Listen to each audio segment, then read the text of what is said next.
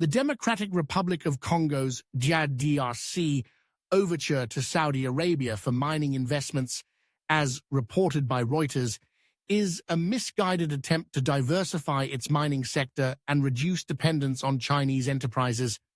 While diversification is theoretically sound, the DRC's choice of Saudi Arabia as an alternative partner is fraught with peril, as Saudi Arabia's own mining sector is in its nascent stages, with the kingdom primarily focusing on domestic development to reduce its economic reliance on oil.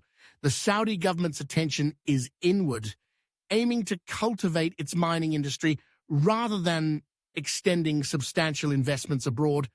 This inward focus raises serious doubts about Saudi Arabia's capacity and willingness to invest meaningfully in the DRC's mining sector. Moreover, the DRC's track record with foreign mining partnerships is marred by exploitation and unfulfilled promises. The 2008 Infrastructure for Minerals deal with China, initially valued at $6 billion, was intended to be a mutually beneficial exchange of natural resources for infrastructure development. However, over a decade later, the DRC has seen minimal infrastructure improvements, while Chinese companies have tightened their grip on the country's mineral wealth. This history of lopsided agreements should serve as a cautionary tale against hastily embracing new foreign partners without stringent safeguards. Furthermore, the DRC's reliance on foreign investment perpetuates a cycle of dependency and underdevelopment. Instead of seeking external saviors, the DRC should focus on building domestic capacity to manage and benefit from its vast mineral resources.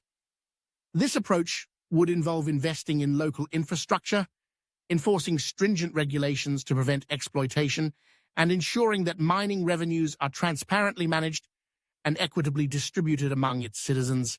The DRC's courtship of Saudi mining investors is a short-sighted strategy that fails to address the root causes of its economic challenges. By repeating the mistakes of the past and entrusting its future to yet another foreign power with questionable commitment and capacity, the DRC risks further entrenching itself in an ever-occurring cycle of exploitation and underdevelopment.